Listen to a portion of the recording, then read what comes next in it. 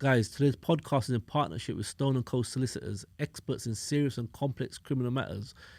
If you have a criminal matter that you need help with or you've been arrested and want the best representation, contact the number below or drop them an email. All the information is on the screen below, as you can see. Stone & Co can offer specialist criminal defense services on a private basis or legal aid, so you don't pay nothing. And as a promotional offer, they're offering a case review in person or over the phone, free of charge, no obligation, no fees, and they'll take a look at your case, guys. Welcome to the Kicking Up Dust Media YouTube channel, guys. Today I've got a very special guest from one of my favourite places in the UK, Ladbrook Grove. Welcome to the show, man. I appreciate you coming, man. Appreciate you having me. Thank you, bro. I saw your podcast. We have a mutual friend, ASB. Yeah. Big up ASB. Big up. Big up. Go check his channel out. Link is in the description box below. But we've been talking for a couple of weeks now. Yeah. Well, actually, more than that, isn't it? Before Ramadan. Yeah. Before Ramadan, actually. A couple of months. Yeah. So we've been planning to do this, and finally we get to sit down today. Yeah.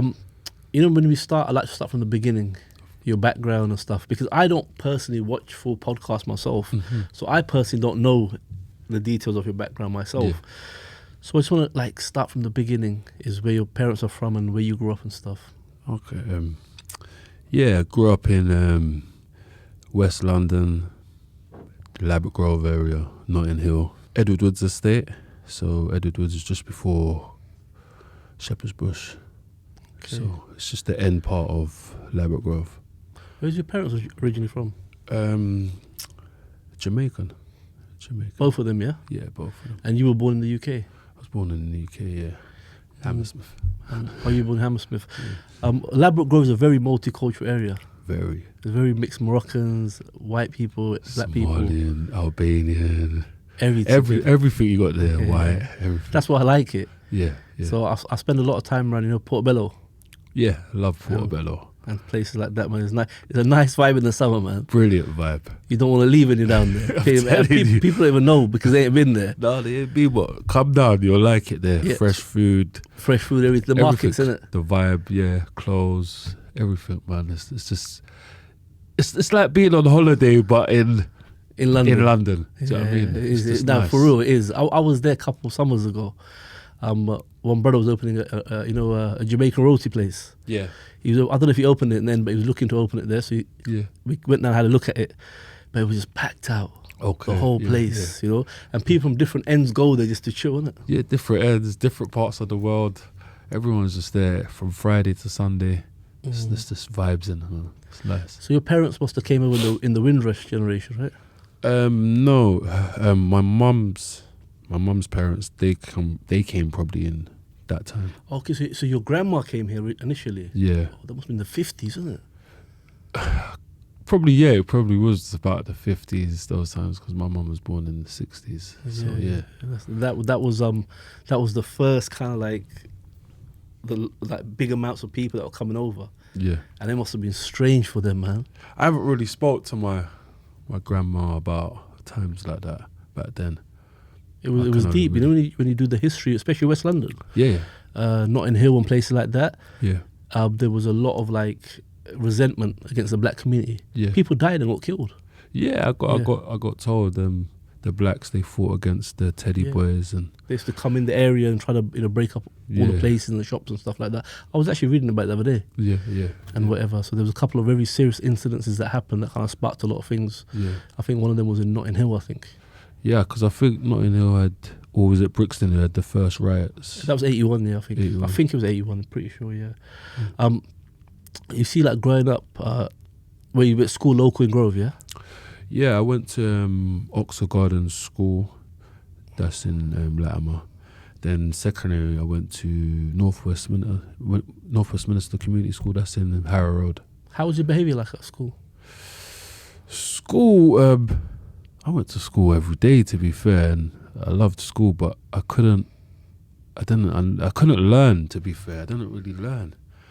So it was more go to school and misbehave, talking to girls, fighting. Do you know what I mean? They weren't really, I couldn't learn in school. I think I probably needed to be taught like separately. Do you know what I'm saying? Or taught with pictures instead of writing all the time. Okay. I needed it to be fun. Yeah, but that's one thing that a lot of people say about the education system. Like, not books is not for everyone. No, it definitely wasn't for me. Do you know what I mean? Because anytime I read a book, ask me 5 minutes later what that book was about, I couldn't tell you. I could read it. You know, sometimes like not everyone's gonna do geography and history. Like, but there's nothing really like, you know, plumbing, and it's like you get a little kind of, what was it called again? CDT or something. I can't remember. The woodworks or something, whatever. Yeah. But apart from that, they don't really teach you much to like when They don't. Yeah, because the school I went to, most of the people never became academics. Yeah. They became plumbers and, you know, electricians and stuff like that. But they didn't teach you nothing about that in school. Yeah. Like, even the most I learned in school was probably through gaming, athletics, football, And stuff like bit that. of music, or science, but only the practical bit of it. I mean, the writing bit of it was like, Yeah, so you're more for like a hands-on learner. hands-on, you get me, and try and figure it out. So obviously, where you're not learning at school now, that's going to kind of make you go deeper into the whole messing about at school, isn't it? Messing about. And then crime comes soon after that. Crime was, I was doing crime in school, so it was like, Seriously, yeah, or stealing and stuff. not in school, but outside when I was outside of school, stealing, TDA, taking drive away. You know, it's the normal moped kind of thing. And stuff. And How old are you when you're doing that? I was probably about 11, 12. Yeah, that's when it starts, isn't it? Exactly, that's when it What starts. were you stealing from the shop? Sweets and stuff. Sweets. That's probably. what my first thing I ever stole was a sweet. Sweet, yeah. Sweets was our first one. Sweeties, and then we went to clothes, and then it got a bit further, a bit more. See, my kids don't understand that, like, how you stealing sweets, because they've got a sweet drawer now, innit? Okay. Most of the kids got sweet drawers now, innit? Like, yeah. at home there's a sweet drawer that the mum keeps for them, but we never had no sweet drawers. Never had no sweet drawers. We used to go out there with our little 30 pence or a pound or whatever it is, buy it, and the rest teeth. A pound was like serious P back then, man. I'm telling you, it was a Really, serious P. You could get a bus journey with that pound, and what else you could do loads of things. There's a lot of things with that pound, you know? I'm telling That you. pound went a long way. Yeah. And you know, people, you know what it is? It's just so hard to, like, when I tell my kids, they just don't get it. They don't get it. You know what I mean? Yeah. But I used to look forward to. You remember the cornflakes with Rice Krispies? They come with the little, like, The little fingers. game in it or something. It's Yeah, little yeah. like a mess about. Yeah. Like it's to look forward to that, you know. Of course. But they just laugh. Yeah. I think you were kind of living on a different planet. Mm-hmm. So obviously, once you start stealing and whatever, Yeah. how was it like? Obviously, police probably got involved soon after that. Yeah. How were you when you first got arrested? I first got arrested when I was about, if I'm right, about 12 or 14. I was out there with my friend. What's his name? How can I forget his name? He passed away the other day. You probably saw it online. He went to Jamaica and got killed. Yes, I saw Yeah, that God bless him. at the villa.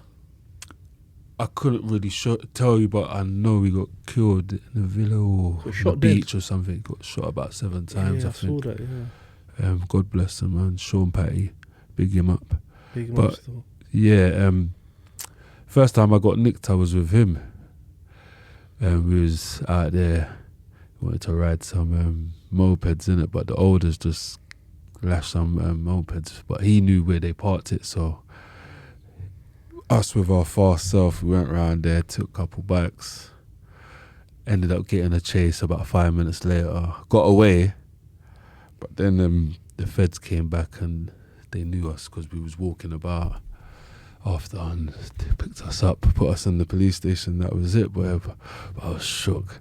Yeah, I don't. When I got nicked, my mum didn't. I was expecting to get a beating, but I didn't even get a beating. She just Seriously? Yeah, she just probably grounded me, I think, if I was right. Did you get charged or anything, or just let you go? I got a caution. Yeah, I got a caution. That was my first caution, and that's how it started. Now your parents must have been like working and stuff at that time as well, so they couldn't go out and keep. Well, my mum was a single parent at the time, so she was working 3 jobs, at So the you time. got time on your hands. Yeah, I had time on my hands when I was out. When I was indoors. It was good, innit? Yeah, but that's how it is though. When you're outside, that's when the trouble starts. Isn't it? Yeah, you know That's what I mean.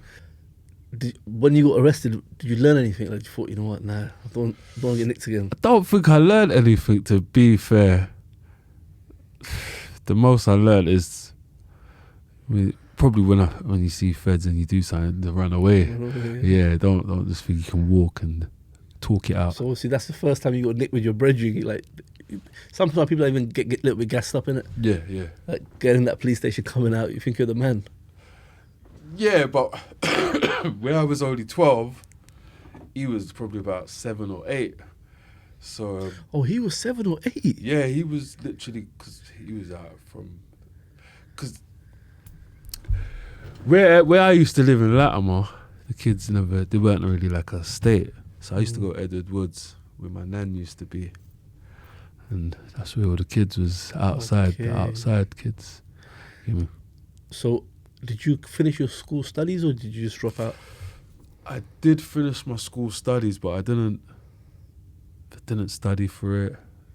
I didn't get nothing really. Just So what did you like when you were a kid? Like, what did you want to do when you're older? Like, did you know? When I was a kid, I wanted to be a footballer, and obviously certain things played out in my life what kind of destroyed those dreams. Yeah, so. Yeah, we get to that. What's it called? So obviously I'm assuming the criminality start escalating then, isn't it? Oh, it definitely escalated in a major way from then. So while you were at school, did it escalate while you were at school or after you left school? At school it was on a like mediocre level, just hanging around with the gang, thieving, robbing, and then it weren't really selling drugs. Then drugs never came. Street robberies, isn't it, basically? Basically street robberies. Yeah. Everyone's been through that. Yeah. Robbing guys and Whatever. you know how it is, man. Yeah, that's just standard. That's kind of like the circle. The blueprint. It's the blueprint, isn't it? You know, of coming up and whatever. And once you left school and stuff, that's when obviously usually it starts escalating, isn't it? Yeah. So when I left school,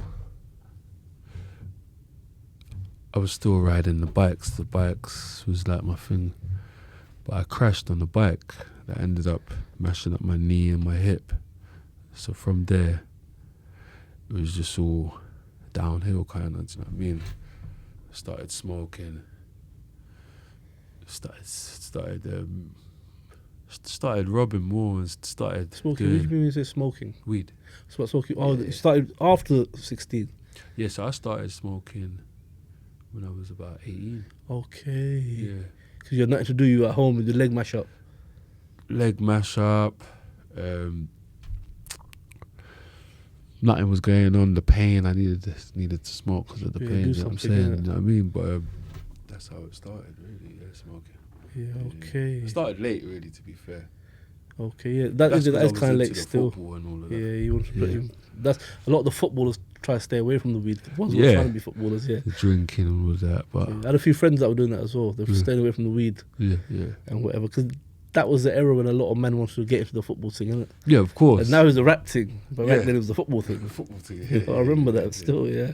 And what's it called? I was watching the other thing. Yeah. Where kind of things started to get serious in Grove and whatever. Yeah. Because Grove, Bush, Zart and that is all kind of like West classes, West, isn't it? Yeah, West. And whatever, West. whatnot. Yeah. So I spent a lot of time around there myself. But yeah, so obviously 18 years old now, you're on road. Yeah. Things are starting to escalate and whatever. Like, what were you getting up to?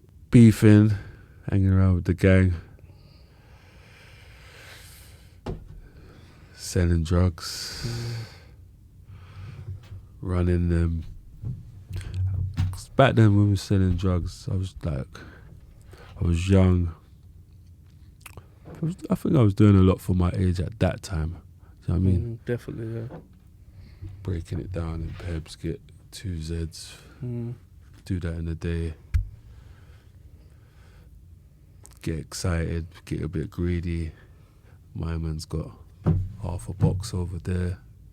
Come, let's go rob him. Do you know what I mean? Just anything. Just living. Because I feel like Reckless. them times there, the wild West was like Wild West. You know what I'm saying? In West, it's either you're shotting or you're licking kettles, isn't it? Yeah, that was their thing. I was doing that, kettles, robbing man, shotting drugs.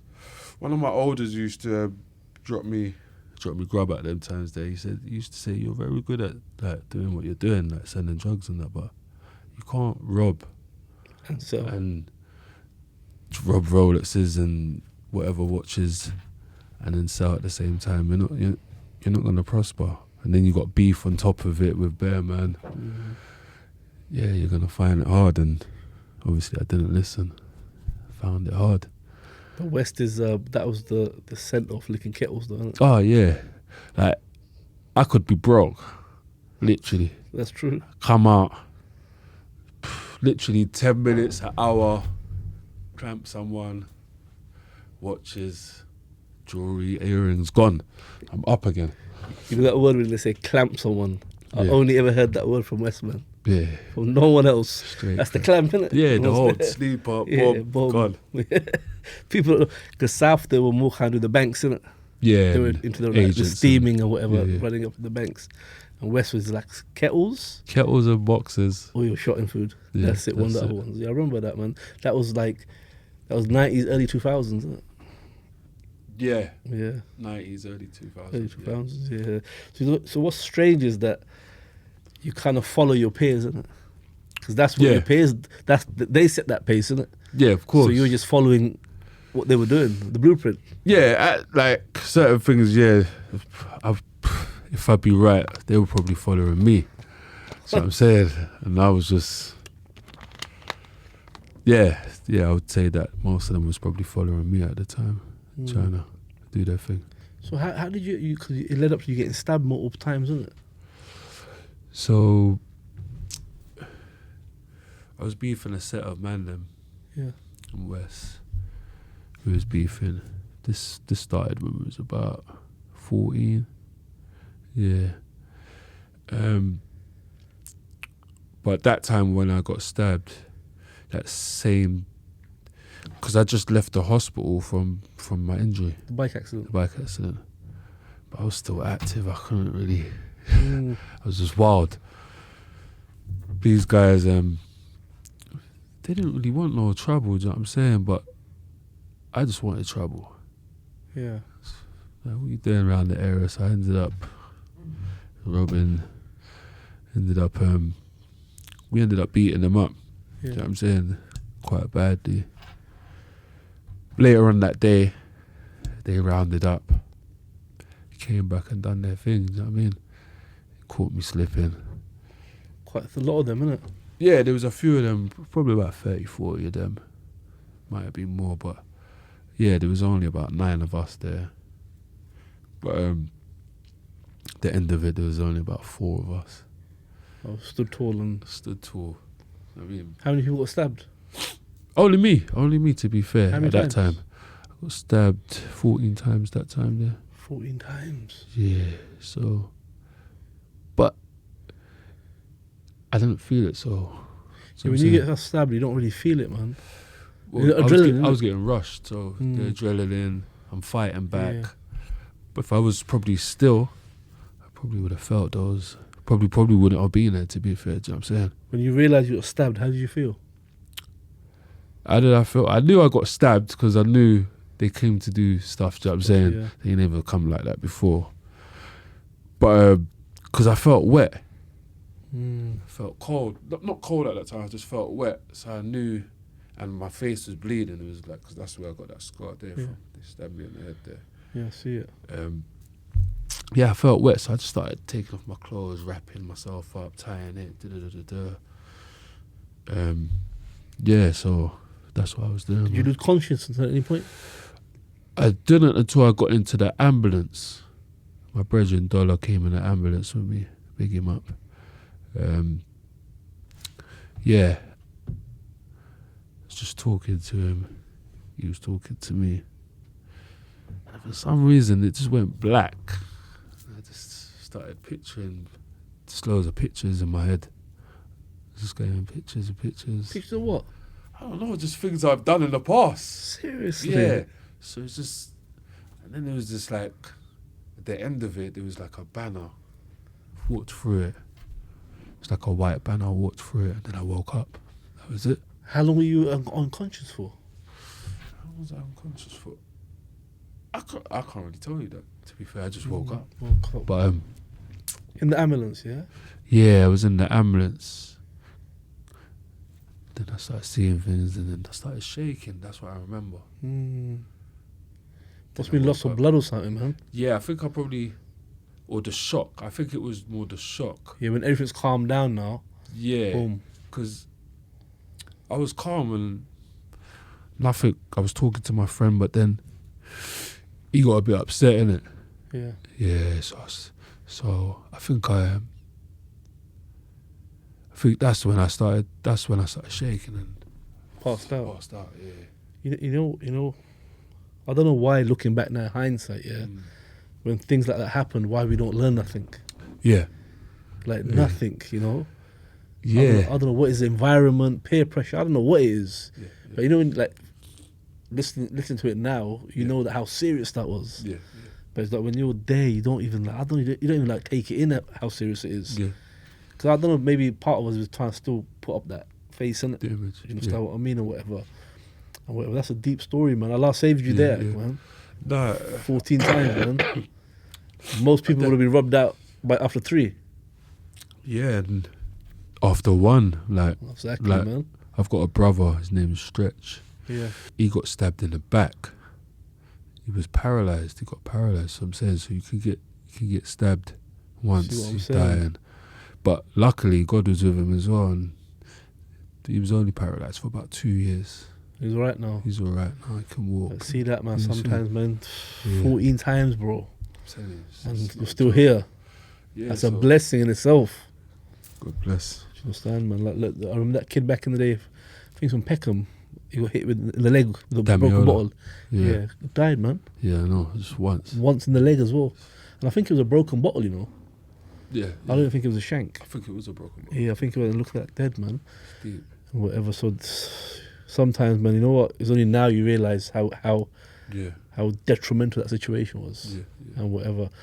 Did you ever end up in prison at that time? I ended up in prison just before I turned 20. Okay, what was that for? Ended up getting nicked for 2 GBHs, a robbery, intent to supply, and weapons. Also, it's a bag of different charges. Yeah, so what happened is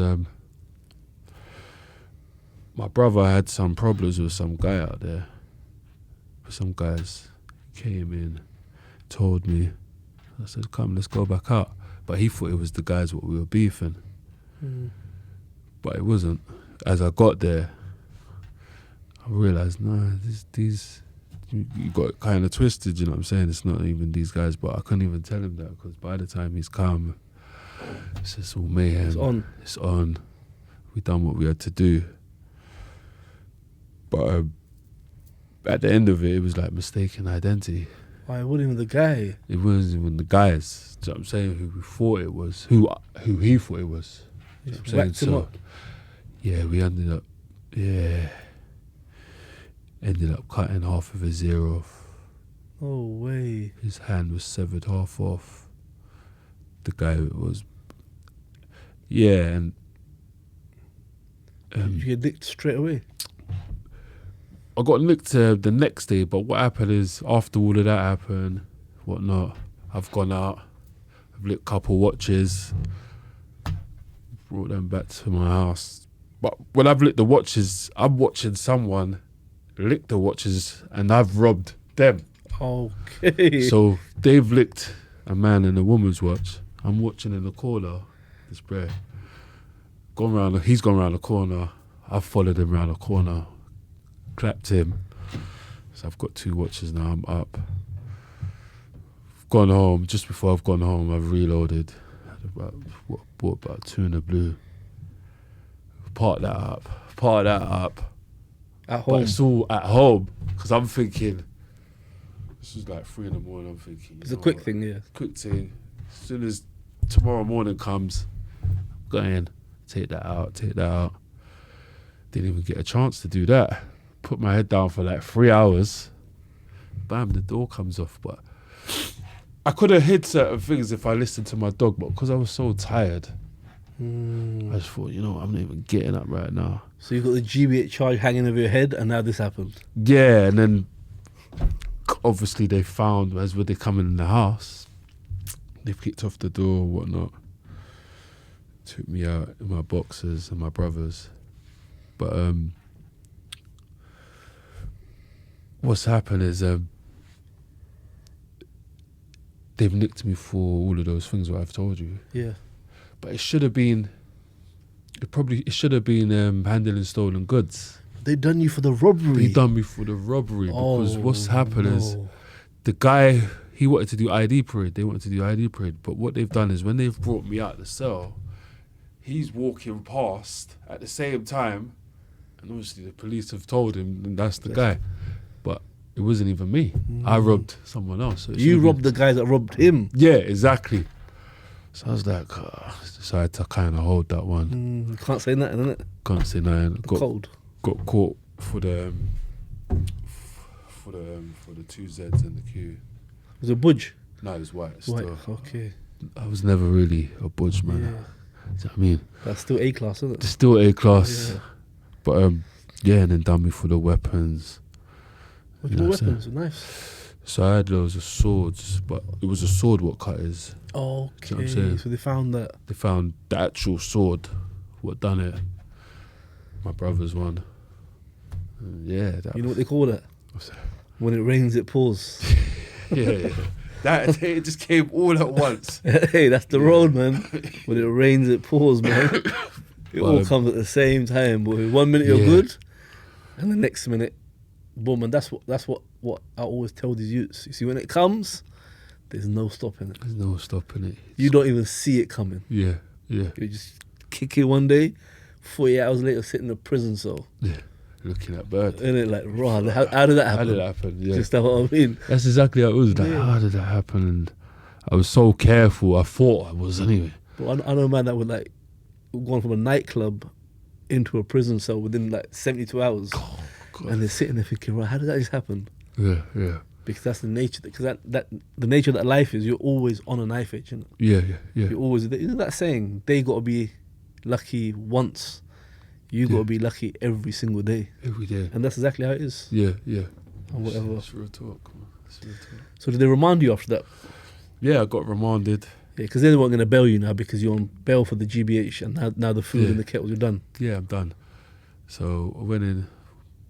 The day I went to prison was the 6th of the 6th of the 6th. And Feltham? yeah, Feltham. I went to Feltham. Then went to Wandsworth after being in Feltham for 3 months. Yeah. Oh, because you turned 21. Yeah. How did you find Feltham? I hated Feltham, to be fair. The TV goes off at 11 or 10, I think. There's bare hype, man.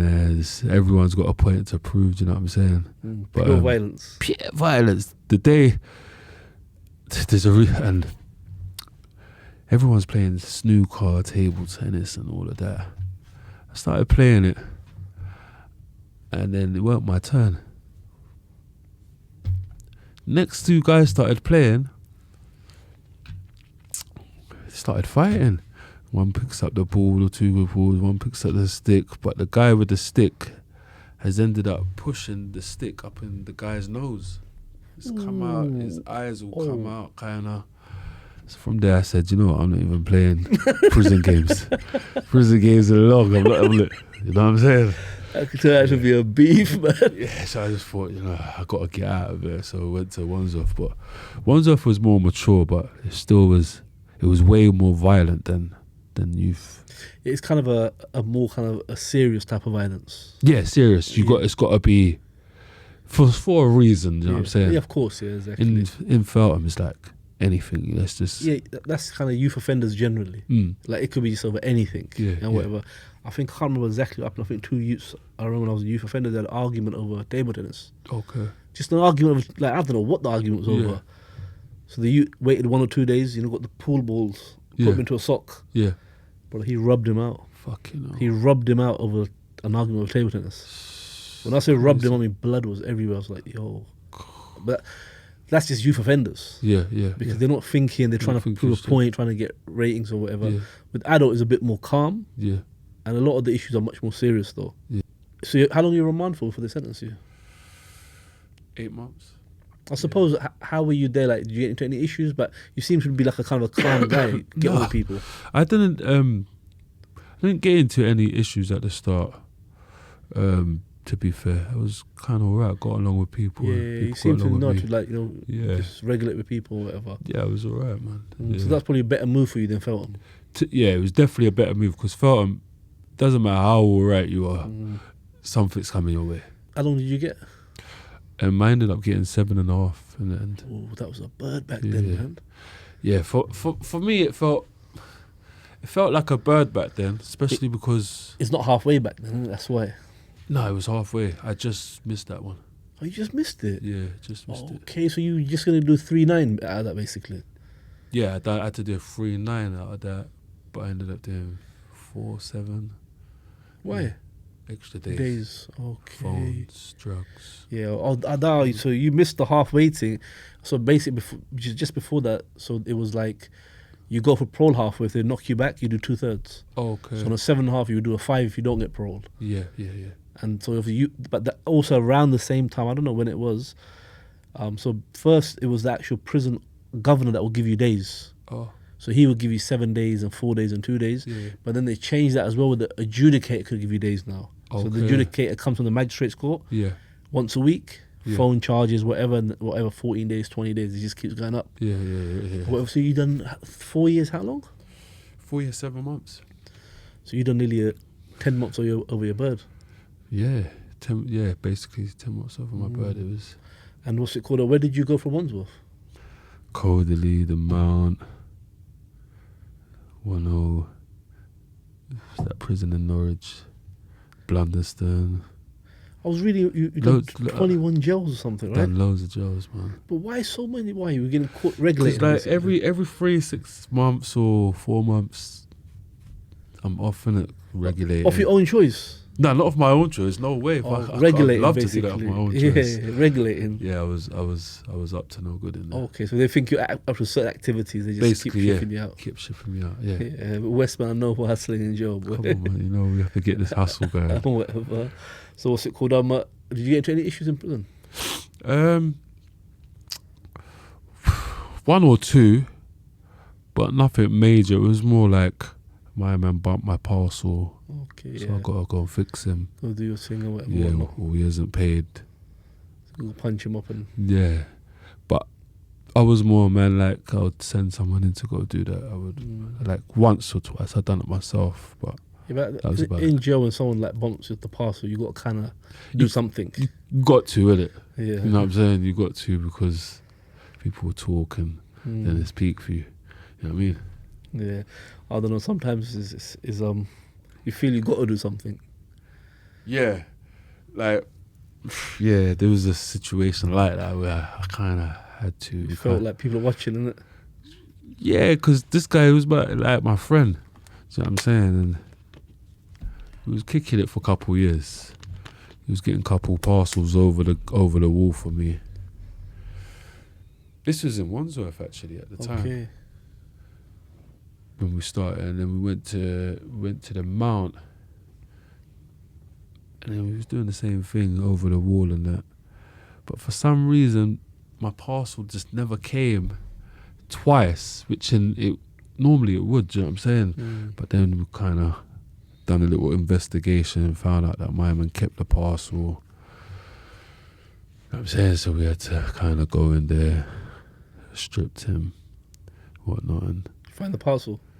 We didn't find the parcel, but found 1 or 2 phones on him. Okay. So we had to take those. For people that understand, when he said over the wall, that means like that packages come over the wall in prison. Someone's got to collect it or fish it in or whatever. Yeah. And things like that. He was a number one fisher, so, do you know what I'm saying? So, yeah. Number one fishing. You know, he was fishing, definitely. But now they do all the drones now, Yeah, man. the drones. All Yes, of I that. see that the other day on TV thing, man. Yeah. The I've game seen it as changed, well. boy. The game changed. Man, I would The have loved that drone. in my time. A drone. Yeah. Sometimes serious. people are there fishing the parcel back in the day for ages, trying to get it, pull Yeah, it in. yeah, You're an yeah. hour trying to pull Hours, it in. boy. Whatever. So you done nearly 5 years out of that, man. So you went in Yeah. at 20, you came at 25, basically. How was it when you got released? How did you feel? It was brilliant. I felt like I'm back again. But then, What was the first thing you did when you got out? if I be honest, the first thing I done with you, my brothers and that got me. My brethren Specs, Marks, Stretch, Pedro, big them up.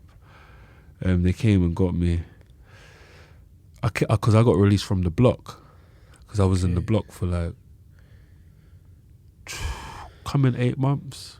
I was in the block for 8 months. So when I got released, you know, you don't really see mirrors and that, and you know what I'm saying. So I just looked rough. But I told them bring me up a set of clothes.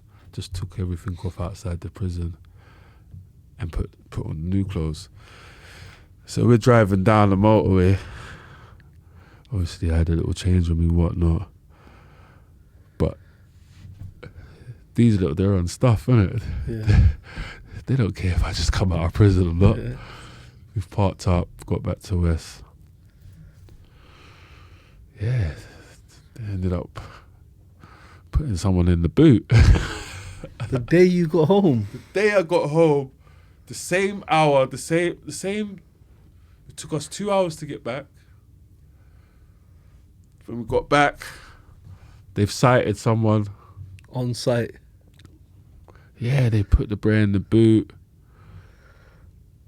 But I'm hearing so much noises like, what you on? You're not on stuff, and what you on? You're not. No, he's not on it no more. He's not on. But my brain was just stuck. Oh, you just come 'Cause out I'm of thinking, jail. oh my God, these lot are going on wicked. I'm gonna get a life sentence now, because that's what he said. That's what they wanted to give me at first. So I was just amazed what's going on. You just said, you know what? Allow me on this one. Let me out the car. Yeah, And let me bounce. Like You deserve it, man. I kind of said that, but I not said it in words specifically, but they thought I just wasn't on nothing much. But I just wanted time. Give me about at least a couple of 5 weeks. years, man. Yeah, I wanted to chill. Know what I'm saying? But yeah, that's what happened, man. Wow. Well, nothing come back off it though, did it? Nah, nothing came on you back. anyway, yeah. It was alright. But yeah, so I was just in the thick of it from this first week. I never had time to chill. So now you're out, you're 26 years old. That's a massive jump in age. Yeah. So people really kind of start maturing between them two ages, isn't it? So within that time of me being released and that, what I noticed was most of my men, they jumped off the road. They were working or buying properties, self-employed, doing whatever they're doing. And there was a whole new breed of youngers out on the road. So, yeah. And a whole new set of trappers. What year was that roughly? That would have been probably 2010, 10, I think. yeah. 12, I think. 12. Yeah, that's right. Yeah, 2012, probably. Yeah, you're right, 2012. And I think around that sort of era and that period, a lot of internal beefs within West was going on as well at that time, isn't it? Yeah, a lot of in-house beefs were going on. A lot of things did change, you know what I'm saying? Yeah. Compared to when I was on road. They weren't really like... Yeah, because when I was in jail with the Westman, they would all be together. Yeah. So it'd be Zart, Grove, Yeah. Bush, especially. Yeah. Yeah, might have one or two, like, little odd issue here and there, but Yeah. generally they'll be together. White City and stuff like that. Yeah. Always together Yeah. in jail. That's how it was when I was in prison as well. Even though I had problems with certain people. Yeah, it's not like an area though. You've got like Yeah. people in it. So Yeah. it's never areas like, and they just kind of just went mad after that, innit? Yeah, basically, yeah. To be Mhm. fair, all the knife crime started rising and Rising, yeah, gun crime. and whatever. Yeah. So you're out now on road and whatever. You kick back for a couple of weeks. Yeah, tried to anyway after that. That was a big shock, big wake up. So I had to chill out for like a couple of weeks. Then went back to being naughty again, innit? Shot him. I was dotting, doing my thing. But We don't learn sometimes, man. yeah, I didn't learn then, so I was just back in the thick of it. It's a lot of it is money motivated though. You want peas, and that's the problem. Yeah. And you can't. That same thing happened to me 2 weeks. I took off when I came out. Yeah, 2-3 weeks, and then that's it. Go back into it yeah. because you don't really see any other options. I know there is other options, but at that Yeah. time, your whole circle, you're not really seeing nothing else. Yeah, I think I just jumped back into it because it was the easiest for me to do. Mm-hmm. But then jumping back into it wasn't really that easy because there's a whole new breed of guys, youngers, Mm-hmm. new breed of men, them doing their thing. Yeah, so it was a bit different. So once you're back on road, so you start getting to issues now.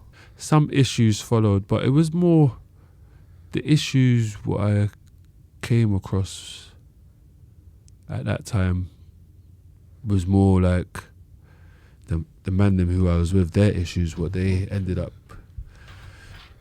Having while you were in while I prison. was in prison.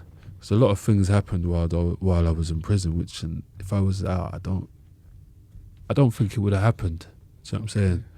So yeah, a lot of those things kind of happened, and it was kind of hard to like take sides on who to take sides with. Because you knew both sides and stuff. Yeah, I knew both sides of most of the beefs and Mm. things what was going on, and so yeah, if I didn't go to prison, I could have been Squash it. squash it. Like I'm like a mediator, innit? Okay. Do you know what I mean? I could. But by that time, it's too late now. It's innit? too late. People being stabbed, people Blood has being been shot, spilled, innit? people Yeah. being robbed. It's too late. Do you know what I mean? You can't go back from that, innit? Yeah. And sometimes you can't really sit on the fence either. Man, so you sit on the fence, they take that as a... Take that as this. Yeah, because even sometimes, once or twice, I got involved and I thought, why did I get involved? I should have just Left it, yeah. left it and chilled. And I mean, but you can't really take back time. You know what I mean? What was the plan like? Just try and make as much peas as possible. The plan was to try and make as much peas as possible. So you're shot and just doing the same thing again. Yeah, I just needed the money. Probation wasn't really dealing with me right, Mm. and I had dreams in my head of what I wanted to do when I was in prison, and the Yeah. only way I could have done it really at that time was just getting quick cash. And what did you want to do? What did I want to do? I wanted to come off the road, really, to be fair, Yeah. and Do a business or something. do a business and my own little company and that. Do you know what I'm saying? Mhm. But But at least now you were thinking positive though, at least, didn't it? I was thinking positive, but I should have thought a bit more. Sort of, yeah. I should have took it a bit more seriously. Mhm. Do you know what I mean? So from when you came out, obviously, it seems like you were a bit more wiser though in your head. You were a bit more smarter. I felt like I was smarter, but I obviously wasn't because I only stayed 3 months out of prison. And what did you go back for? Intelligence, only intelligence. Oh, you got a recall. Yeah, record. Oh damn! Yeah, They got you on that. How long were you back inside for? I had to finish off my whole sentence, so that was like 2 years, 2 months, or 2 years, 4 months. Right. Yeah, because when you get recalled for violence, Yeah. if your crime was violent, Oh, so okay, you, yeah. you can't get that 28-day recall, 28-day release. Or whatever Okay. it is. So made you do your whole license, man. Yeah, I didn't even get a parole. Like normally you get it every 6-8 Mm. months. They forgot about So they thought you done something. They couldn't prove it. They just recalled you. Yeah, they thought I was selling drugs, robbing, still doing what I was doing. But yeah, because I was in the bail hostel, so they used to search around all the time. But I had Yeah. expensive clothes, trainers, Yeah, and they couldn't prove your income. driving. Yeah. yeah. So that I couldn't it's not even about I couldn't prove it. They just assumed. Yeah. Do you know what I'm saying? And boy, now you're back inside for like 2-3 years, basically. Yeah, I was back inside for 2-3 Same years. circle. Same Wandsworth. cycle. But I kind of knew it was going to happen. Reason being is because I was in prison myself and I saw how many people get recalled for rubbish. Mm-hmm. So I kind of knew it was going to happen because I knew what I was going outside to do. So I was prepared. Do you know what I mean? It's just pissed it happened in that way. But when did you take your shahada, on road or in jail? On the road, to be fair. No one really knows At what that. point? This was like 6 months before I went to prison. The first time or the second time? First time. Okay. And what made you accept Islam? I don't know. One of my friends, I don't want to mention his name, he just used to always come to me and say, Klos, man, I think you should revert, man. Take these books. Take this, take that. One time I was reading, and I don't really read because after 5 minutes I would forget. But for some reason I remembered everything. And I went online, checked out things. Some things made more sense than the Christianity religion or other religions what was there.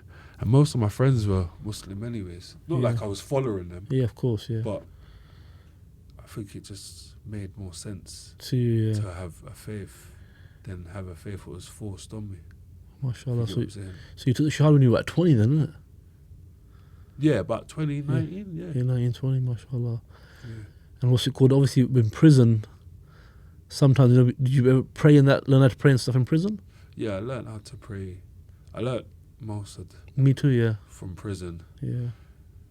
Yeah, it was... So that's the only time you're going to sit down and do it. Yeah, that's the only time. Yeah, you're not going to do it on road. Fasting. Yeah. I met some good brothers in prison, man. But even like, I learned how to pray in jail, innit? Yeah. I probably would have never learned if I was still on road. Yeah. Because you just don't have the time. Like, that's how you feel anyway, you know? The best time is to learn outside, but in prison you feel like it's the better time because you're by yourself. You could always meditate, read and stuff. Read. There's always going to be a brother who's going to give you knowledge down the road, a couple doors down. Yeah, definitely. Yeah. You know what I'm saying? And the brotherly love is good in prison as well. Yeah, it is. I'm not going to lie to you.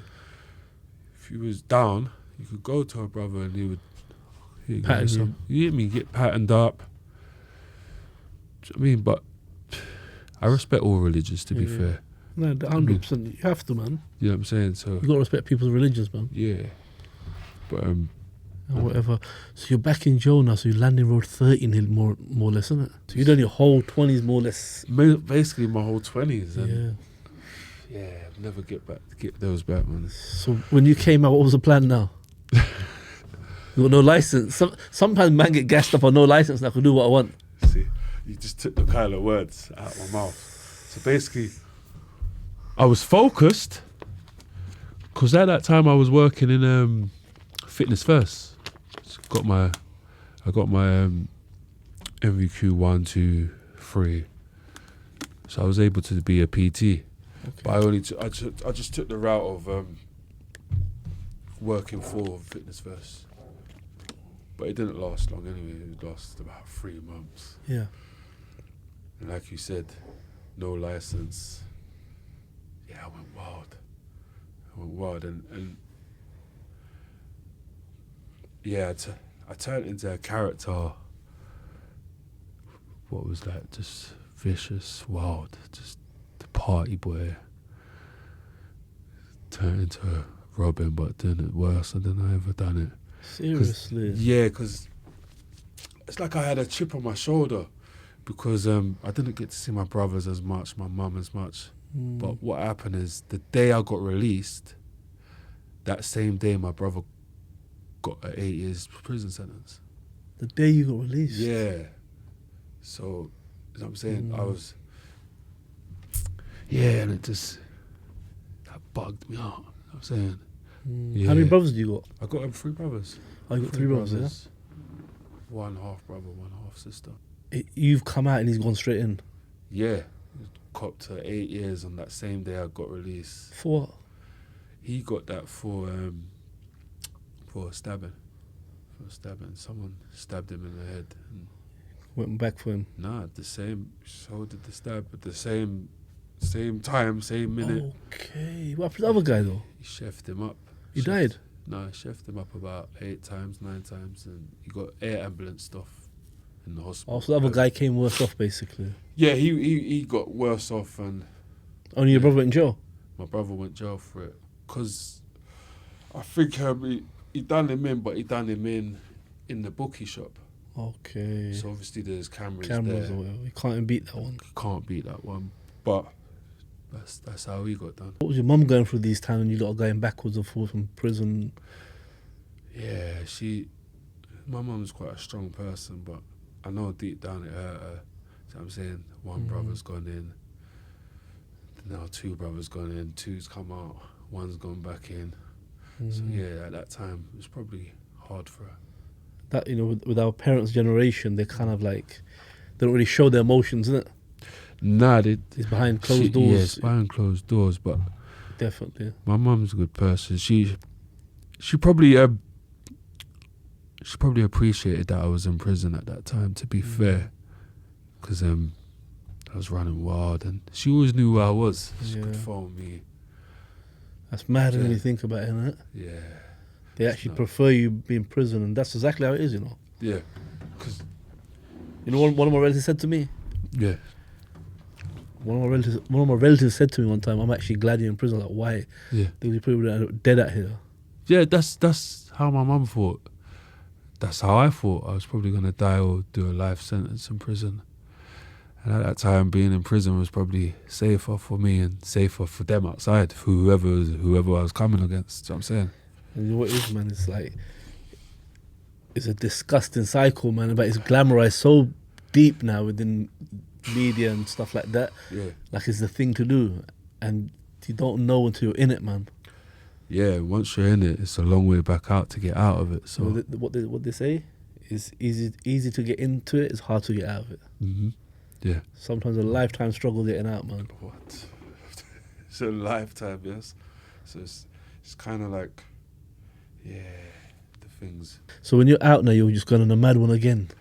Yeah, I just went worse. I was You more. But didn't go back to prison though, no? No, I did go back to prison for a year and a half. What did you go back for? Possession of a knife and having a dangerous dog. So you've done basically 10 years behind the door. Yeah, Nearly, near enough. Near Yeah. enough. Yeah, near enough, basically. So it was like a 9.5. Yeah. So Well, look what you give to the streets of yourself, man. All of us, like, you give your life to it, man. the life, and you know, you do all of that for the streets, and there's no love out there. When you say you're robbing drug dealers, basically, innit? Yeah, I was yeah. That time, I was mainly robbing drug dealers. Did anything come back on you? No, to be fair, like You're lucky, man. people did try. Yeah, of course, they're definitely gonna try. They did try to come back and do whatever, but they never succeeded. They wasn't able to. Do you know what I mean? When did you decide, like, that's it, it's enough, this is enough, I want to get out? So basically,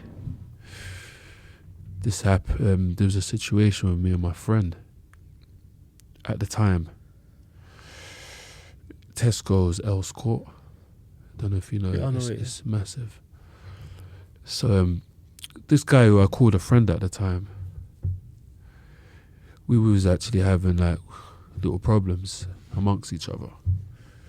Because while I was in prison, what happened is we had a situation, and while I was in prison, I heard that he bought a gun looking for me and saying when he sees me, he's going to do stuff. So I ended up being in Earls Court this day. This guy lives in Earls Court. I was in Tesco's. All of a sudden, he comes out of nowhere, and I'm like, oh, I've been looking for you for time. So we're arguing and whatnot. I'm saying, look, just come in the car park because I'm on license. I'm saying, come in the car park. let's sort this out in the car park. I don't want police to be watching us or Cameras bystanders, and stuff, call police and whatnot, cameras. He doesn't want to come in the car park. So we're still arguing. He said, look, he just needs to go down to the other aisle and come back and grab what his brother is grabbing. I said, all right, cool, I'm just going to be here, I'm going to pay for these stuff, I'm going to wait for you quickly, we're going to talk this out, whatever it is. Yeah. He's 5 minutes has gone, he's come back. But when he's come back like on the Aggie thing. But he's come back and he's brandished this big knife. This knife's about that big. These times now I ain't even got nothing, but Yeah. I'm shaping up like I've got something because obviously I'm trying to. You're fronting, yeah. Yeah, I'm fronting. I have to, innit? Because I no don't know. choice, yeah. I've never rated this guy like that to get physical, but when He's got a someone's knife, innit? got a knife, you don't know. You can't underestimate no one in this world, you know what I'm saying? So we're shaping up, sizing, and he's trying to swing for the thing. I'm dodging it. In Tesco's? In Tesco's, big, like lively. Days. There's like 30 people watching. 30 people and 30 cameras. 30 cameras, I was just about to say that, exactly. So, yeah, we're scrapping. I'm trying to hold on to the knife, whatnot. He's gone back, forward. So then I've just stood my distance a bit.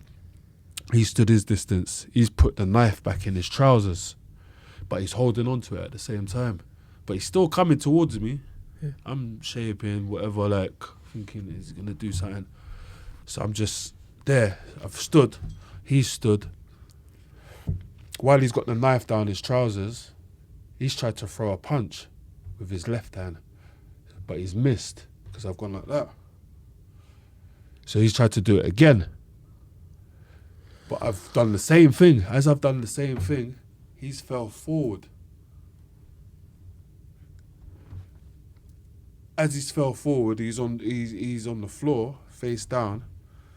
But I wanted to give him some kicks now. I'm not even thinking about probation and them Of things course, there. yeah. So I've turned him. He's turned over. They call me Klos, isn't it? Like short for my Klos. So he's gone Klos.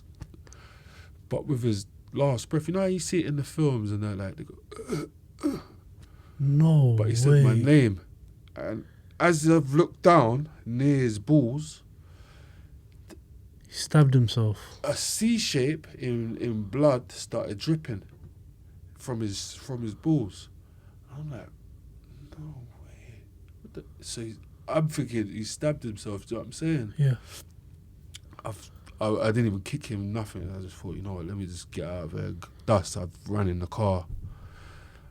I should have really phoned the ambulance, of course, but I just got scared, you know what I'm saying, and just ran out. Roadman mentality, innit? Get out Yeah, of do you know there. what I'm saying? Get out of there. There's people there anyway, they're going to call the ambulance, innit? Yeah, hopefully, do you know what I'm saying? So, got in the car. My girlfriend at the time was driving a smart car. We're driving back down to like Ladbrook Grove. But something told me turn around. Go see if he's alright, man. Like, you lot are brethren still. Like, it doesn't really matter if you're arguing or whatnot. Yeah. So we've turned back around quickly. Go see if he's cool. But as we've turned back around, we're driving there. We've got outside Earls Court. I could see police out there, ambulance. So I said to my girl at the time, I said, I beg you go and see if he's alright. I'll stay in the car. She was like, nah, I'm not doing that. Not right now. Like, just like bare boy them. bare boy them and that. And I've gone, no, I can't do it either. Can we just go? So we've gone. We're driving back down now. Gone past Westfield, Grove, got to Westbourne Park. But while we're driving all the way back from Earls Court, all this time there's been a marked X5 behind us. Okay. Every corner, he's there. Every corner, he's there. We've got to Westbourne Park. Just before Westbourne Park, like 10, 20 cars just pulled in front. I'm thinking, what's going on there? Loads of white guys jumped out, balaclavas on, you know, the big guns they got. MP5s. MP5s, yeah. They're surrounding the car. I've got my hands up and it's just they're up. she's screaming, and all I hear is bap bap, like like you know how the guns sound. Yeah. I think it was off automatic or something. You know what I mean? Where did the bullets go? I don't know. I think it's gone through whatever is So, done. sometimes they do try to shoot at your engine block Okay. to dismantle the car, like, to stop the car, basically. Yeah. It's happened to my brethren. They shot at the engine block. Oh no. Look what happened to that Chris Cabba. You know what I'm saying? He shot him in the head for nothing. Yeah. Even the guy from North, what's his name? I can't Even remember. Mark Duggan. The bres from your ends, man, Edgware Road. Oh, I remember about 10 years ago, I can't remember that one. hard stop, killed them both, man, in the back of the car. Fuck it. Yeah, it was about more than 10, I think about 15 years ago. Killed them both in the back of the car, man. Trigger happy. So what's it called? So they arrested you, obviously, innit? Yeah, so they dragged me out the window, gave me some licks and that, scraped my face up on the floor and that. Took me in the police station. Just before they took me in the car, they said, you're nicked for murder. So He died on the spot. no, he didn't die on the spot. But as I've got to the police station, got in the cell, whatever not, I'm praying, because, you're thinking, I don't want to be on a remand for this. I wonder if they even got camera that position, From that you know position, what I'm saying? yeah. So I'm just praying, but obviously, don't know what's going to happen. But one of the police officers took me to the sergeant, said they're going to rearrest me for attempted murder. So I was like, oh, okay, cool, I'll take that. You know what I'm saying? Put me back in the cell. About an hour later, or half an hour later, they reopened the door. I'm just standing at the back, you know what I'm saying? And he's gone,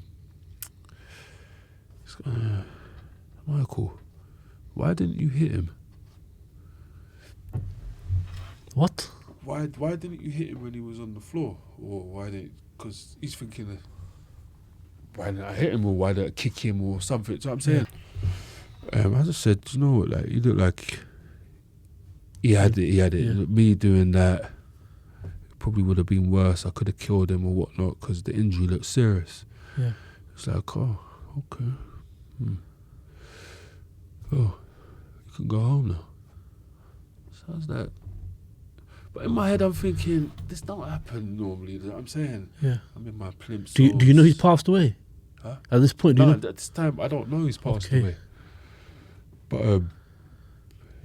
I was like, I was like shocked in it, because I'm thinking, oh, I'm not going to prison. I'm not going to stay down for 8 months, or do you know what I'm saying?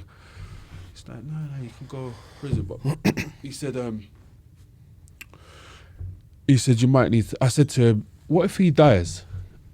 He said, do I get arrested, or do I have to do something? He said, no, you don't have to do nothing. You just have to go to a coroner's family court or something like that. Yeah. Just explain the story to his family or whatever it is. But that's only if you want to. Do you know what I'm saying?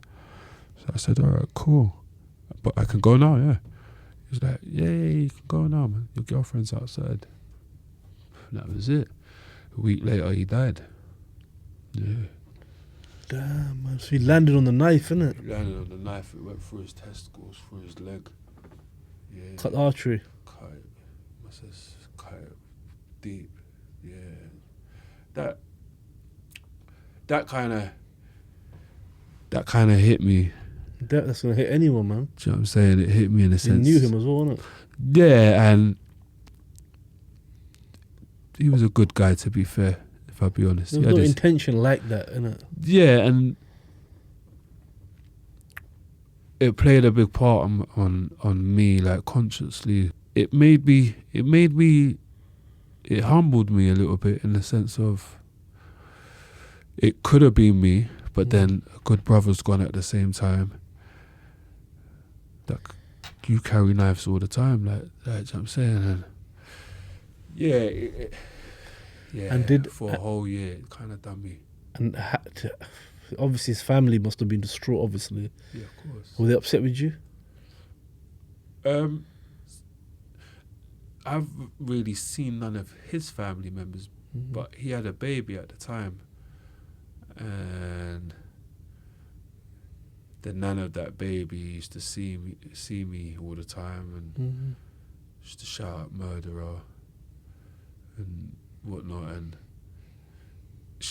when I walk past, if I turn around down the road, she's still standing there looking at me.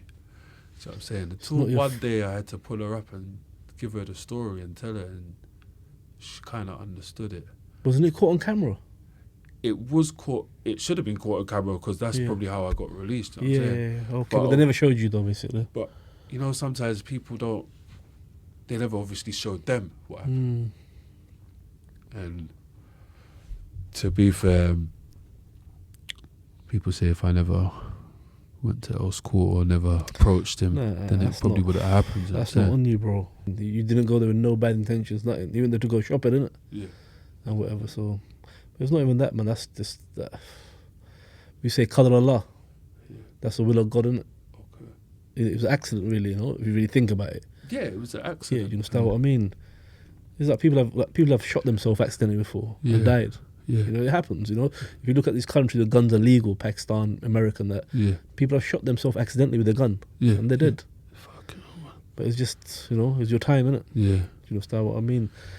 From that situation, that told me that, I stopped carrying knives from that situation. I stopped carrying knives after that? Yeah, because I just thought one person got taken from that, and that was accidentally. You've been stabbed. Yeah, and sometimes when you carry these things and something happens, you want to use that straight away. And that's how I am. I probably would want to use it straight away, so I just thought. Especially with the knives the kids have these days. Yeah. There's some madness, like, you know, back in the day, man would have a little flicky or something, you know? Yeah. But these guys are carrying something, I don't know what it is, zombies or... Zombies. But I was doing zombies from... Serious, but I think that's when it started, you kind of... Yeah. Them times there, I think that's when it started, man. And whatever. So at what point... So obviously you've had a lot of trauma in your life, you know? A lot of things and whatever. At what point did you say enough's enough, man? Probably about a year after that situation happened with the knife situation, I just thought, you know what, something's got to stop, innit? I've got to give up what I'm doing, because the judge blatantly said to me, you'll get a life sentence if you come here for a knife again. Do you know what I'm saying? 100%. Do you know what I'm saying? So yeah, I had to think about loads of things, man. And when that happened, I was just thinking. And how was that transition, man, leaving the road? What did you start doing? What's the first thing you started doing, working or? Got into the music a bit more. Started doing gym work. A few little PT training here and there. Yeah. But I started getting into like clothes making, printing. I bought a printing machine. Okay. Yeah, so, and then an embroidery machine. I can't pronounce the word properly, but... Embroidery. Yeah. I got one t-shirt on now underneath this, but yeah. Okay. Yeah. Well, is that your own thing, yeah? It's my own thing, man. Oh, your own brand? My own brand. Okay, what's it called? Yeah. Well, I'm the brand, El Nino. Oh, you called it yourself after yourself, yeah? El Nino, yeah? So okay. On the prints and that, I just make whatever comes to my head. Logos or whatever it is. Kind of like bespoke? What's bespoke? Like kind of what you feel like. You know, basically. Okay, there's not like one kind of pattern. Okay, I see what you mean still. And you're actually doing it yourself. I do it myself. So a lot of people now go to Shopify. Nah, that's a backstreet thing, man. So I don't like that. Is my friend Elliot, big him up. Yeah. He taught me. My friend Elliot, he taught me, but we argue a lot, innit? So I was like, and he's got his own thing, so I'm thinking, I can get my own thing as well. Like, you know what I'm saying? So I just thought, let me do that. Focus on the music. I was gonna try a little podcast thing, but I don't think it's me yet. Where did you sell the t-shirts? On Portobello Road. Oh, you sell them on Portobello, yeah? At the market? Yeah, in the market. Yeah. Give them to my friends on the stalls. Okay. But my friend, she's got a shop. It's called Zoot. Okay. It's on Portobello Road. I think I've seen that shop, yeah. It sells all designers. Yeah, because Portobello is the place to sell stuff like that. Come on, man. Exactly the right place there, you know? I sold it for £25 a pop. Hoodies, tracksuits, t-shirts. But She sells them in there for £75. You know, a lot of people from like outside London, they be thinking like, what the hell is Portobello? Yeah. Like you got to go there to understand. Telling you, Go there in the summer. There. You got to go there in the summer, innit? But then the food stands in that like they don't understand. they don't understand, Yeah, innit? yeah. Like it's a different vibe, man. Start Like, from Notting Hill, walk all the way down to Portobello, take your missus, your family, or your friends. It's a vibe. It's a good like, vibe. I recommend that if you're with your Yeah. family, go there. It's a nice vibe, man. The vibe's there. Whatever. Once it's open, there from morning till 3 o'clock at night, Mm-hmm. you get a good vibe. And so, like, you're just trying to focus on like a legit stream now, innit? Yeah, legit hustle, and you know what I mean, and it's paying off, man. I think for me, Yeah. personally. But, bro, you know what it is? Sometimes you got to look at, like, facts, bro. Look what you've been through, bro. Yeah, Just you being here is a W. yeah, You understand what I mean? yeah. Not being in prison and Yeah, stuff yeah. like that. So you got kind of sometimes, you know, we kind of really underestimate that. Like sometimes we just, the things that we've been through, like you have been through, is like, that's not a small thing, bro. Yeah. People don't come out the other end, bro. Yeah. Do you understand what I mean? I personally know people that got traumatized so bad from the street, Yeah. they went to hard drugs, bro. Yeah. Smoking crack and stuff like that. You understand what I mean? It's real talk. And it gets them some ways gonna just deteriorate. So for man just to be able to sit and have a conversation Yeah, is a big thing. definitely. Because enough man I know and you know probably, you can't have a conversation with them no more Yeah, it's true. because they're so gone. So gone. Yeah. Do you understand what I mean? As you're saying that, I'm thinking of certain of my good friends. Yeah, bro. All of us, everyone is the same, bro. Yeah. It's just, you know what? So you know when you kind of look at the facts of life, Yeah. like on one hand you have a guy, he fell on his own knife, he died, Yeah. and then you got stabbed 14 times and you survived. Yeah. Do you understand what I mean? Is that it's just life. Sometimes you have to appreciate it, man. Of course. Do you have to understand? appreciate every bit of it. And how you, obviously you're Muslim, and how you with your deen and stuff. If I be honest with myself, like I was saying to you earlier, brother, I'm not really on my deen like that. Do you know what I'm saying? But I do take time out and pray. I always say to a man, bro, pray. Just start with that. Of And it was course. there, like just start, pray, and then build it from there. I feel that's the foundation. Do you understand what I mean? Yeah. And then you will notice that difference in your life. Yeah. You know, if you start praying, one prayer a day, then two, then three, it's like a stepping stone, isn't it? You understand? And what I've noticed is when it comes to the prayer, once you kind of get to that point where you're praying, like we should pray 5 times a day, obviously, but you build up to it, innit? Yeah. So when you're praying like multiple times during the day, it's keeping away from sin. Yeah. You understand what I mean? Yeah. Because you know the prayers are going to be at 2 o'clock. You're not going to Yeah. go do the madness at 12 o'clock. Yeah. Do you understand what I mean? Yeah. So it's kind of like that. And for me personally, that was my therapy, bro. Okay. You know, for me personally, Yeah, that yeah, was yeah. my therapy, innit? Yeah. Because, bro, I can't change the past. You can't. I can't change my enemies, bro. Yeah, They're going to be there. The past is going to be there. So yeah. it was like, what do I do? Yeah. Like, I can't change. If a man want to try to do something, he's going to do it. You understand what I mean? Yeah. But as for myself, what do I do? You understand Yeah. what I mean? And it was for me, it was prayer, bro, man. That like change. I remember one time I was in the Middle East. This was probably one of the best moments of my life, bro. Can you believe this? It was in one of the Arab countries. I woke up in the morning, I went to the mosque and prayed Fajr. And them Arab countries, like they have a good understanding of the Quran when they recite it. Yeah. And they feel it because they understand what they're saying, innit? It's not Yeah. like us, we don't understand sometimes. Mhm. So the Imam must have done a nice prayer. And I just felt, I don't know what I felt, man. I remember I was walking home and I said to myself, if I died now, so be it. Yeah. I just felt something in me, like I was like, Yeah. yo, this feeling like is not something that I could kind of explain. Yeah. It's not like road and in the moment, nah, this was something, it was pure and it felt good, man. Yeah. Do you understand what I mean? It was like a high in a way, I call it, Of course. or euphoria or something it was, man. So that was like the advice I kind of give to anyone who's kind of trying. But I'm not, bro, I'm falling short Yeah. madly myself. Yeah. But I don't let go of my prayers, Of course. no matter what happens. You see, like I've got friends in West, from where you're from. Yeah. You see, when I'm with them, I know today I'm praying in the masjid. Yeah. Because they're like, and they're brothers who come from our backgrounds. Okay. So they keep the connection with the masjid. Sometimes I pray some of my prayers at home Yeah. because, you know, lazy, whatever. But when you're with these brothers from West, bro, you're praying in the mosque. Yeah. And it's nice, bro. So I spend, like I told you before, off camera, I spend a lot of time in your area. Okay, yeah. And whatever. Yeah. Some of my close friends are in and around Shepherd's Bush and from Zart and stuff like that. And it's also sometimes in the company you keep and whatever. So that's kind of like, I got close friends who smoke weed. Yeah. But I said to myself, I got to control this now. Yeah. Like, I can't be around these man burning weed at 8 o'clock at night, even though I'm not smoking. Yeah. I just can't be around that normal. Yeah, You understand what I mean? yeah, So I we get what still you're saying. link, Yeah. but I'll make sure I link them in the restaurant. Yeah. Because they can't smoke in the restaurant. Yeah. And we chop it up and Yeah, boom, and we do that. bounce and whatever. So, yeah, man, sometimes for me personally, it's like a therapy, man. So right now you're focused on, trying to do this legit hustle, Yeah. T-shirts and whatever. Shout out your brand El Nino, yeah? Come on, man. El Nino Cartel. That's What's me. your Instagram? Instagram _L_Nino_Cartel. And then I've got another one.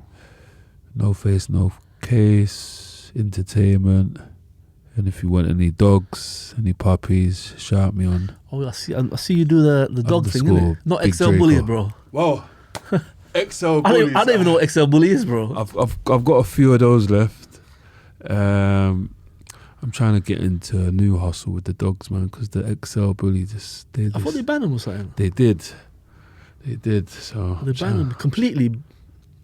No, they just banned them, but you can walk them with a muzzle on, and I think you got to insure it and stuff like that. It's just long. But man, shook dogs, you know. Oh, you shook a dog. Oh shit! Brother, if I see a dog, I'm I was gonna gone. bring my dog up and What? leave him in the car. Oh my days, you never come in here, boy. Nah, you know what? Asian man dogs don't really go, man. Yeah, I know that. Man, I'm gone, man. See a dog, I'm out here. But you know what I think that is, though? Yeah. There used to be this, I don't know, man. It's But even horrible. back home, you don't like dogs. But you know what's really weird? Now, back home, they used to have dog fighting, you know. Yeah. Like, so I don't really understand what it was, but for me personally, why I don't like dogs, there used to be, like, when we were kids, like 10, 11, you're naughty in the neighborhood. Yeah. There was one horrible person. Yeah. He was like a horrible guy. I say we were 10, he was like 35. Just always angry, always okay. drinking, you know. Yeah. But he used to have one of them, I think staffs, yeah. Yeah. And like, he would kind of always make it be aggressive towards us, like, Yeah. trying to, and I think that's just put some fear into you. fear or PTSD of a dog. So when I see a dog, I'm gone. Yeah.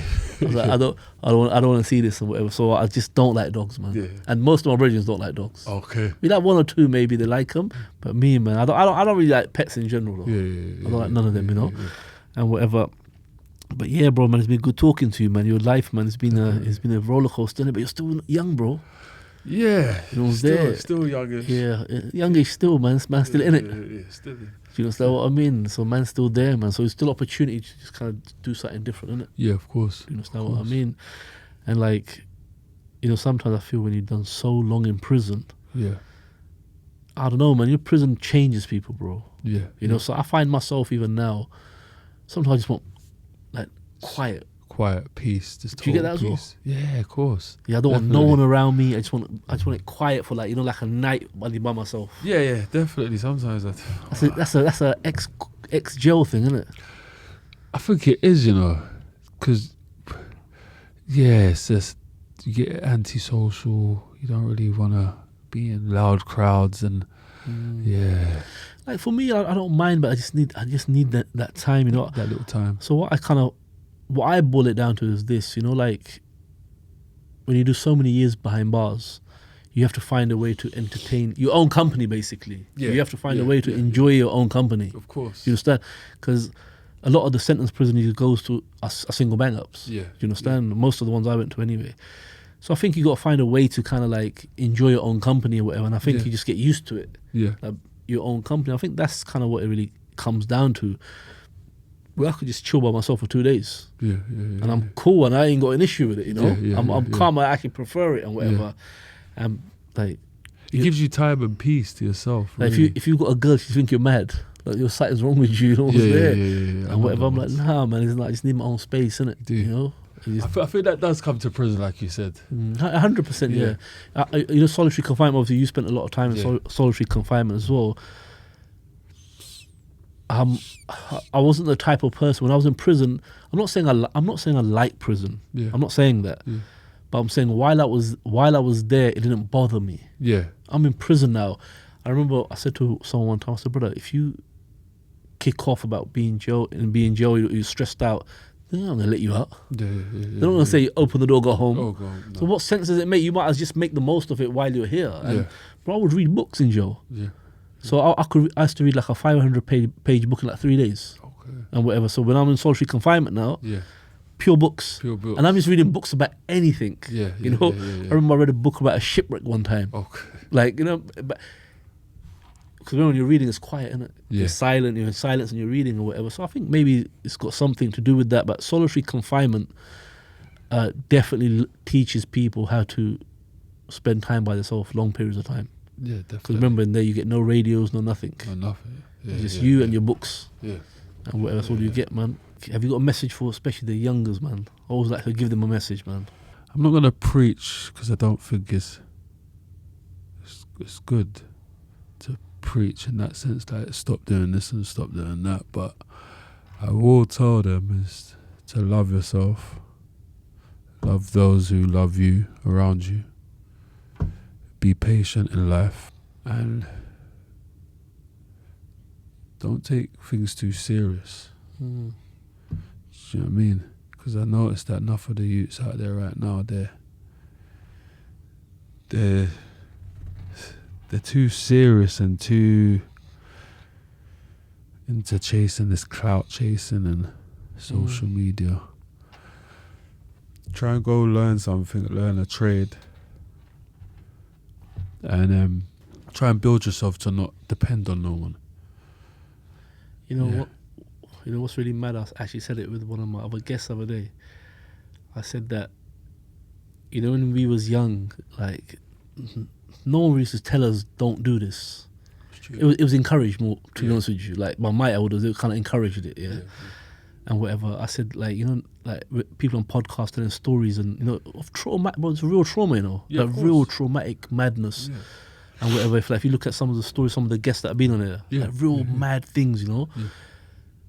And I was like, so when you tell the youth today now here that you really need to think twice about what you're doing, bro, in 20 years' time they could come back to this video and watch it after they've experienced what we've experienced. Yeah. Do you understand? That's crazy, isn't it? This is true. Because I can't go back with my elders and see that, you know, but they can see it, you know, and whatever. And I always say this, bro. In the end, what you're left with, trauma. Bare, man. All I see on the road now is just trauma. It's true. And I can see the youths kind of leading up to the same type of thingy. Would you say from your experiences or whatever, you got PTSD and things like that? I only found out what PTSD was the other day. I didn't even know. But I know I got loads of trauma from it because how's your mental health in general, sort of? I would say it's about 75%. I get treatment for it, so it's all right. Okay. Yeah. Yeah, because when you're doing certain things, you're just naturally paranoid, isn't it? Oh, yeah, 100%. Paranoid. You're looking around your back about 1,000 times, and you don't want to be in certain crowds. What about now? Do you still have that same paranoia? Yeah. Do you live in the same area where you grew up? I live in the same area, yeah, but I wasn't at certain of these times. So I was living there, doing certain things. But yeah, it was only the other day the doctor diagnosed me as well. So. It's not just, brother. I would say most men have it, but they just don't know. A lot of men self-diagnose. Okay. Just get higher weed and think that's going to solve the problem. I know, bam. I see. I tell man, you're just harming yourself long term, even worse. Yeah, the weed will be the. Because when you're going through these things and you're smoking weed and that's when the PTSD or the paranoia will heighten. Yeah, 100%, yeah. Because that's what it does. It triggers certain things in your brain, innit, and whatever. And whatever. And people, like I said, one of the biggest consequence of that road life is PTSD. Yeah. And whatever, being over aggressive. Yeah. Like one day, someone said to me, like you're like sometimes when you talk, you're a bit aggressive. Yeah. I was like, what are you talking about? I took it like offensive at first. Yeah. When you explained it, I kind of understood it. Yeah. The man kind of get like, like that, because that's how kind of, you speak when you're outside and whatever. Yeah. But anyway, like, it was very deep, bro, some of the things that you said Yeah. and whatever. And I hope someone takes some lessons from this, man.